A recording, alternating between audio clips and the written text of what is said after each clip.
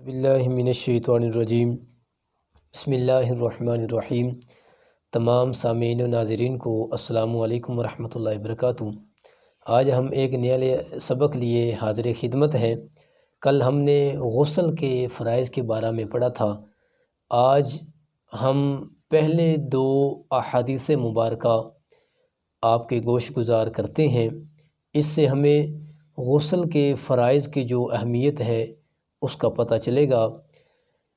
ام المومنین سیدہ عائشہ صدیقہ رضی اللہ تعالی عنہا سے روایت ہے، رسول اللہ صلی اللہ علیہ وآلہ وسلم غسل کے بعد وضو نہیں فرماتے تھے۔ ہمارا یہ ایک بہت بڑا مسئلہ اس حدیث مبارکہ سے حل ہو گیا۔ یہ جامع ترمذی شریف کی حدیث پاک ہے، ابواب الطہارہ باب ما جاء فی الوضو، یعنی کہ حضور جب غسل فرما لیتے اس کے بعد حضور وضو نہیں فرماتے تھے۔ ہمارا یہ جاہلانہ مسئلہ ہے۔ کچھ لوگ سوالات کرتے نہیں جی وضو کیسے ہو گیا، ہم نے جو 4 فرائض تھے وضو کے وہ تو بابا پورے کر لیے تو ہمارا وضو بھی ہو گیا غسل میں۔ تو نمبر 2 پر جو حدیث مبارکہ ہے اس کے راوی حضرت یعلا رضی اللہ تعالی عنہ، رسول اللہ صلی اللہ علیہ وآلہ وسلم نے ایک شخص کو میدان میں نہاتے ملاحظہ فرمایا، تو اس کے بعد نبی کریم علیہ تحیۃ و تسلیم ممبر پر تشریف لے کر حضور تشریف لے گئے۔ اللہ کی حمد و ثنا، اللہ کی تسبیح بیان فرمانے کے بعد آقا علیہ الصلاۃ والسلام نے ارشاد فرمایا، اللہ تعالیٰ حیا فرمانے والا ہے اور اللہ پردہ پوش ہے۔ حیا اور پردہ کرنے والے کو اللہ دوست رکھتا ہے، یعنی کہ جو بندہ پردہ بھی کرے پھر حیا بھی کرے اللہ اس بندے کو دوست رکھتا ہے۔ تو اس لیے ہم جب بھی نہائیں تو ہمیں جو ہے وہ پردے میں نہانا چاہیے۔ آئیے ہم چلتے ہیں ہمارے اصلی موضوع کی جانب۔ ہم نے آج پڑھنا ہے غسل کی سنتوں کے بارے میں کہ غسل کی سنتیں کیا ہیں۔ غسل کرنے سے پہلے نیت کر لینا، نیت کر کے غسل کرنا، یعنی کہ میں غسل کرنے لگا ہوں تو اس کی نیت کرنا۔ اس کے بعد ہے دونوں ہاتھوں کو گھٹنوں تک کلائیوں سمیت دھونا، یہ بھی سنت مبارکہ ہے۔ استنجے والی جگہ کو دھونا، نجاست ہو تو بھی نہ ہو تو بھی دھونا، یہ بھی سنت مبارکہ ہے۔ بدن پر کہیں پر بھی نجاست لگی ہو اچھے طریقے کے ساتھ اسے دور کرنا، یہ بھی سنت مبارکہ ہے۔ نماز کی طرح وضو کرنا، جیسے کہ آپ نے نماز میں وضو کیا ہے، نماز کے لیے وضو کرتے ہیں تو اسی طریقے سے ہی نماز کی طرح غسل سے پہلے وضو کرنا، یہ بھی سنت مبارکہ ہے۔ 3 مرتبہ دائیں کاندھے پر 3 مرتبہ بائیں پر پانی بہانا، یہ بھی سنت مبارکہ ہے۔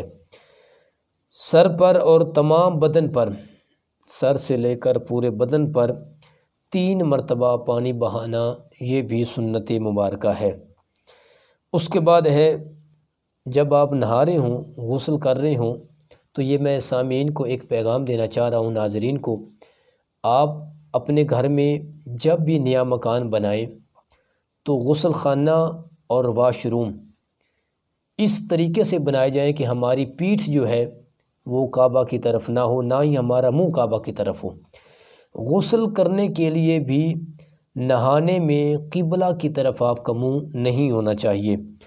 تمام بدن پر ہاتھ پھیرے، جیسے جیسے نہا رہا ہے جہاں پر پانی پھیرنا ہے وہاں پر ہاتھ بھی پھیرے اور اچھے طریقے کے ساتھ ملے۔ تو یہ سنتیں ہم عرض کر رہے ہیں۔ تو سنت کی بڑی فضیلت ہے۔ تو جب آپ ننگے کھڑے ہوں تو کسی قسم کا کلام نہ کریں، نہ کوئی دعا پڑھیں، نہ جناب والا کوئی کسی سے کلام کریں۔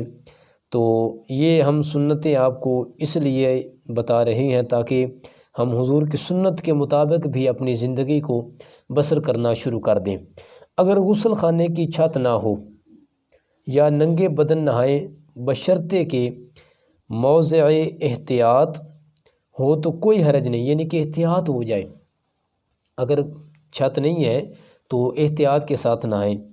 تو یہ یعنی کہ ستر جو ہے اس کو آپ ننگے کہیں پہ باہر نہا رہے ہیں تو آپ کم از کم اپنے ستر کو جو ہے وہ لازماً چھپا لیا کریں۔ یہ تھی ہمارے آج کا موضوع سنتوں کے بارے میں جو کہ ہم نے غسل کے بارے پڑھی ہیں۔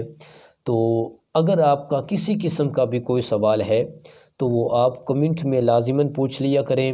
غسل کے بارے میں ہو، وضو کے بارے میں ہو، کسی بارے میں بھی آپ پوچھنا چاہتے ہیں تو آپ لازماً سوال کیا کریں۔ ہم نے جو پہلے حدیث مبارکہ ام المومنین سیدہ عائشہ صدیقہ رضی اللہ عنہا سے جو مروی تھی وہ بیان کی ہے، اس سے ہمیں معلوم ہوا کہ جب بھی ہم نے غسل کر لیا تو ہمارا وضو ہو گیا۔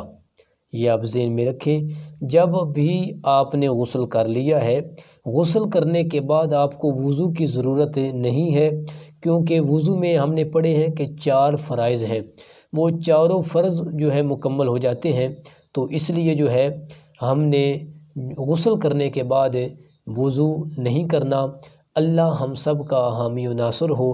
اللہ ہمیں حضور کی سنت کے مطابق اپنی زندگی کو بسر کرنے کی توفیق عطا فرمائے۔ ملتے ہیں کل ایک نئی ویڈیو کے ساتھ، اور آپ کو گزارش ہے کہ آپ ہمارے چینل کو بھی سبسکرائب کریں، اور ہمارے جو بھی روزمرہ پر ویڈیو آتی ہیں اس کو زیادہ سے زیادہ شیئر بھی کیا کریں، کیونکہ آقا علیہ السلام نے فرمایا کہ نیک بات کا پھیلانا بھی صدقہ ہے۔ اس لیے آپ بھی صدقہ جاریہ میں شامل ہو جائیں۔ اسے زیادہ سے زیادہ آپ شیئر کیا کریں دوستوں کے ساتھ، آپ جو ہے اس کو فارورڈ کریں گروپوں میں، جیسے بھی ہو آپ لازماً، اور بیل آئیکن کو لازماً پریس کریں تاکہ ہمارا ہر آنے والا نیا پیغام آپ تک پہنچ سکے۔ ملتے ہیں کل انشاءاللہ ایک نئے پیغام کے ساتھ، تب تک کے لیے اجازت دیجیے۔ السلام علیکم ورحمۃ اللہ وبرکاتہ۔